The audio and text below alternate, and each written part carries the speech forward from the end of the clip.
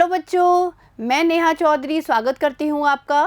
देखिए बच्चों, आज हम लोग पढ़ेंगे कक्षा 11 रसायन विज्ञान एनसीईआरटी का चैप्टर नंबर 14, जिसका नाम है पर्यावरणीय रसायन। और देखिए बच्चों, इस पर्यावरणीय रसायन में आज हम लोग पढ़ेंगे प्रदूषण के बारे में, जिसमें हम बात करेंगे पर्यावरणीय प्रदूषण के बारे में, साथ ही साथ वायुमंडलीय प्रदूषण के बारे में। और यहाँ पे हम इन दोनों प्रकार के प्रदूषण के लिए उत्तरदायी कारकों के बारे में भी अध्ययन करेंगे। तो देखिए बच्चों, ध्यान दीजिएगा।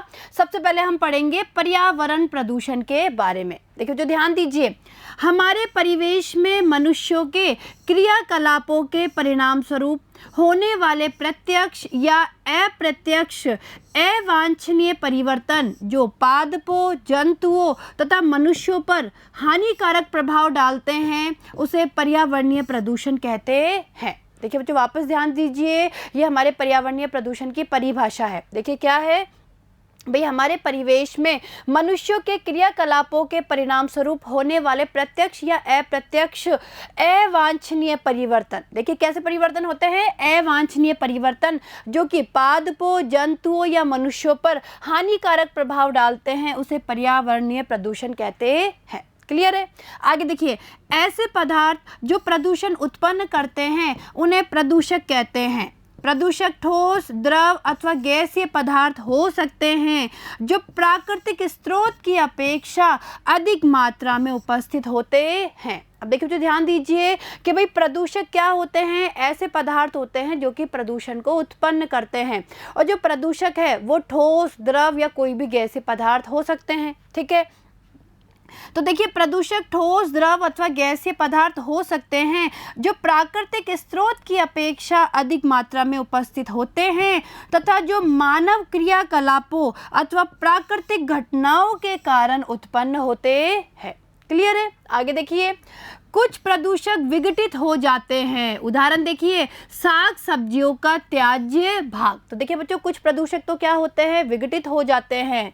इसके विपरीत कुछ प्रदूषक ऐसे होते हैं जो धीरे धीरे निम्नीकृत होते हैं और कई दशकों तक पर्यावरण में अपरिवर्तित रूप में बने रहते हैं। और देखिए इनके उदाहरण देखिए, डाईक्लोरो डाईफिनाइल ट्राइक्लोरोएथेन यानी डीडीटी, प्लास्टिक से निर्मित पदार्थ, भारी धातुएं, नाभिकीय अपशिष्ट इत्यादि। तो देखिए बच्चों, ये हमारे क्या हो गए? ऐसे प्रदूषक हो गए जो कि धीरे धीरे निम्नीकृत होते हैं और कई दशकों तक पर्यावरण में अपरिवर्तित रूप से बने रहते हैं। क्लियर है? आगे देखिए, यदि ये प्रदूषक एक बार पर्यावरण में निर्गमित हो जाते हैं तो इन्हें पृथक कर पाना कठिन होता है। और देखिए समझिए कि अगर ये प्रदूषक एक बार पर्यावरण में निर्गमित हो जाते हैं तो इन्हें पृथक करना क्या होता है? कठिन होता है। क्लियर है? आया समझ में? चलिए आगे। अब देखिए वायुमंडलीय प्रदूषण। देखिए बच्चों, हम लोग पर्यावरण प्रदूषण के बारे में पढ़ चुके हैं कि पर्यावरण प्रदूषण क्या होता है। अब हम बात करेंगे वायुमंडलीय प्रदूषण के बारे में। तो देखिए, यह पृथ्वी के परिवेश को गैसों द्वारा ढकने वाला एक सुरक्षात्मक आवरण है। तो देखिए बच्चों, सबसे पहले वायुमंडल की बात करें तो वायुमंडल क्या है? पृथ्वी के परिवेश को गैसों के द्वारा ढकने वाला एक सुरक्षात्मक आवरण है। आगे देखिए, वायुमंडल पृथ्वी सतह से गुरुत्व बल के कारण जुड़ा रहता है। वायुमंडल के मुख्य घटक वायुमंडलीय गैसें, जलवाष्प तथा एरोसोल इत्यादि होते हैं। तो देखिए वायुमंडल के घटक क्या क्या होते हैं? वायुमंडलीय गैसें हैं, जलवाष्प है, एरोसोल है। वायुमंडल के प्राकृतिक संगठन में किसी भी प्रकार का परिवर्तन वायुमंडलीय प्रदूषण कहलाता है। अब देखिए जो ध्यान दीजिएगा, भाई जो वायुमंडल है उसके प्राकृतिक संगठन में अगर किसी भी प्रकार का परिवर्तन आ जाता है तो उसे ही हम लोग क्या बोलते हैं? वायुमंडलीय प्रदूषण। और देखिए इसके अंतर्गत शोभ मंडलीय तथा समताप मंडलीय प्रदूषण का अध्ययन किया जाता है। और देखिए बच्चों, इसके अंतर्गत हम किस किस का अध्ययन करते हैं? शोभ मंडलीय और समताप मंडलीय प्रदूषण का अध्ययन करते हैं। तो देखिए आगे। तो देखिए बच्चों, सबसे पहले हम ये समझ लेते हैं कि शोभ मंडल और समताप मंडल क्या है। तो देखिए बच्चों, शोभ मंडल और समताप मंडल वायुमंडल की क्या है? पढ़ते हैं। ठीक है, देखिए शोभ मंडल क्या है? सबसे पहले शोभ मंडल पर नजर डालिए। देखिए वायुमंडल का सबसे निचला क्षेत्र है। देखिए बच्चों समझने की कोशिश करिए कि क्षोभ मंडल क्या है। भाई क्षोभ मंडल क्या है? वायुमंडल का सबसे निचला क्षेत्र है जिसमें मनुष्य तथा अन्य प्राणी रहते हैं। जिसमें कौन कौन रहता है? मनुष्य और अन्य प्राणी रहते हैं। यह समुद्र तल से 10 किलोमीटर की ऊंचाई तक होता है। धूल कणों से युक्त होता है जिसमें वायु, जलवाष्प तथा बादल उपस्थित होते हैं। देखिए समझिए यहाँ पर कि इसमें धूल कणों से युक्त होता है ये, यानी यहाँ पे धूल कण होते हैं और इसमें वायु, जलवाष्प और बादल उपस्थित होते हैं। इस क्षेत्र में वायु के तीव्र प्रवाह होते हैं। ठीक है, तो ये तो बात हो गई क्षोभ मंडल की। और देखिए जो क्षोभ मंडल क्या है? हमारे वायुमंडल की सबसे निचली परत, यानी अगर हम बात करें कि भाई ये सबसे निचला क्षेत्र है, यानी समुद्र तल से, देखिए बच्चों अगर हम बात करें तो समुद्र तल से 10 किलोमीटर तक क्या होता है? क्षोभ मंडल होता है। अब आगे देखिए, अब बात करते हैं समताप मंडल की। तो देखिए बच्चों क्षोभ मंडल के बाद में आता है समताप मंडल। देखिए समुद्र तल से 10 से 50 किलोमीटर के मध्य का क्षेत्र, समझिए भाई 10 किलोमीटर तक तो हमारा क्षोभ मंडल है और 10 से 50 किलोमीटर के मध्य का क्षेत्र जो क्षोभ मंडल के ऊपर होता है वही क्या है? समताप मंडल। तो आया समझ में? भाई क्षोभ मंडल के ऊपर क्या होता है? समताप मंडल होता है। इसमें dinitrogen, dioxygen, ozone तथा सूक्ष्म मात्रा में जलवाष्प होती है। अब देखिए इसमें क्या क्या होती है? डाई नाइट्रोजन है, डाई ऑक्सीजन है और ओजोन है और सूक्ष्म मात्रा में जलवाष्प होती है। ठीक है, तो देखिए बच्चों ये तो बात हो गई क्षोभ मंडल और समताप मंडल के बारे में। क्लियर है? आगे देखिए, अब देखिए क्षोभ मंडलीय प्रदूषण। तो देखिए बच्चों सबसे पहले हम आज बात करेंगे क्षोभ मंडलीय प्रदूषण के बारे में। देखिए यहाँ पर वायु में उपस्थित अवांछनीय ठोस या गैस कणों के कारण क्षोभ मंडलीय प्रदूषण होता है। देखिए समझिए यहाँ पर कि वायु में उपस्थित अवांछनीय ठोस या गैस कणों के कारण क्या होता है? क्षोभ मंडलीय प्रदूषण।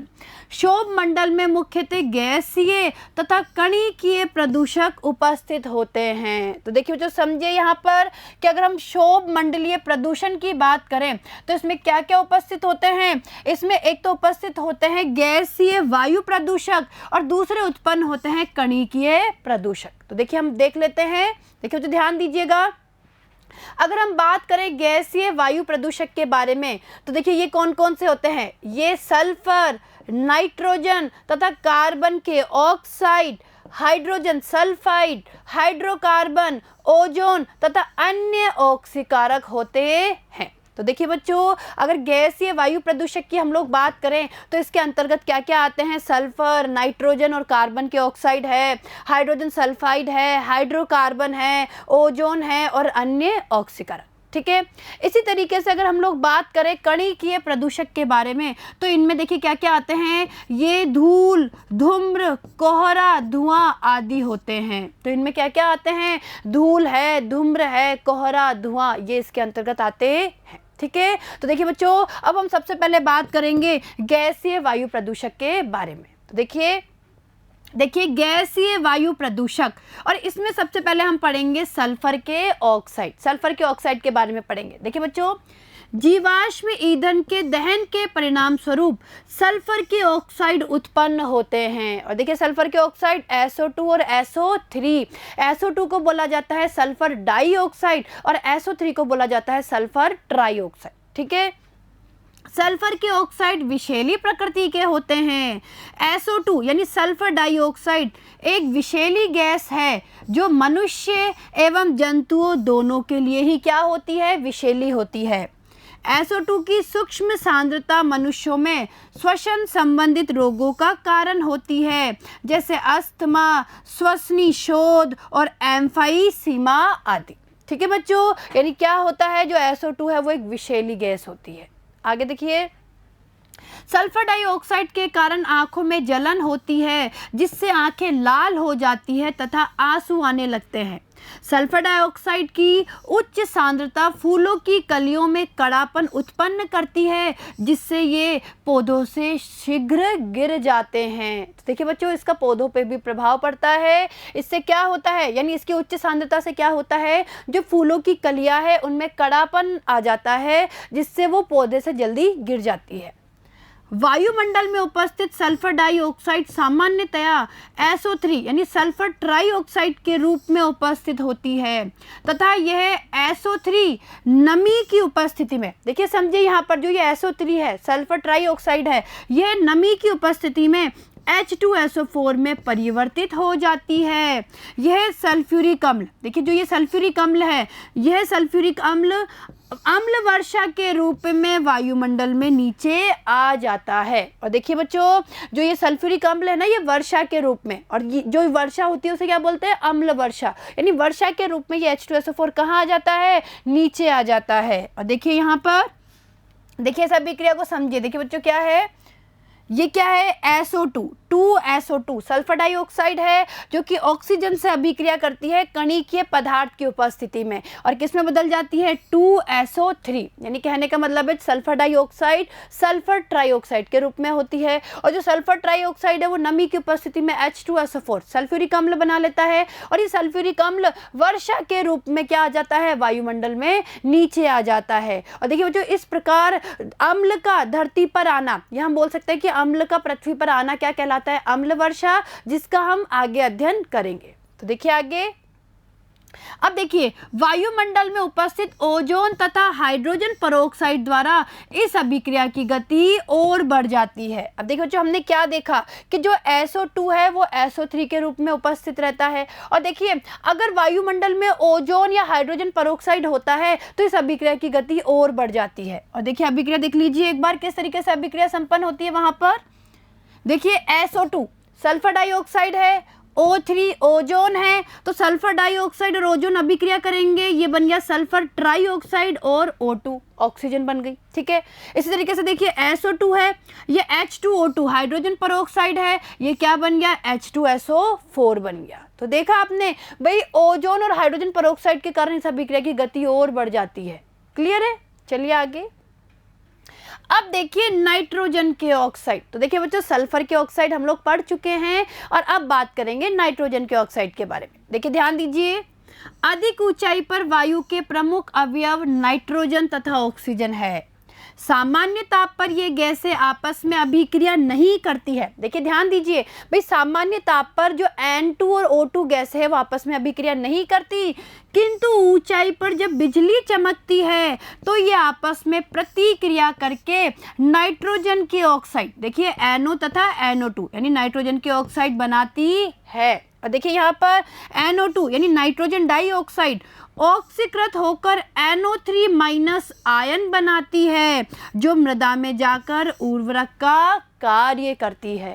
क्लियर है बच्चे यहाँ तक का? आगे देखिए, किसी स्वचालित इंजन में जब जीवाश्मीय ईंधन यानी हाइड्रोकार्बन का दहन होता है तब N2 तथा O2 मिलकर नाइट्रिक ऑक्साइड यानी NO तथा NO2 यानी नाइट्रोजन डाइऑक्साइड, देखिए नाइट्रिक ऑक्साइड NO होता है, NO2 को बोलते हैं नाइट्रोजन डाइऑक्साइड, ठीक है, की पर्याप्त मात्रा देती है। तो देखिए यहाँ पे N2O2 अभिक्रिया कर रहे हैं 1483 केल्विन पर, और 2NO नाइट्रिक ऑक्साइड का क्या हो रहा है, निर्माण।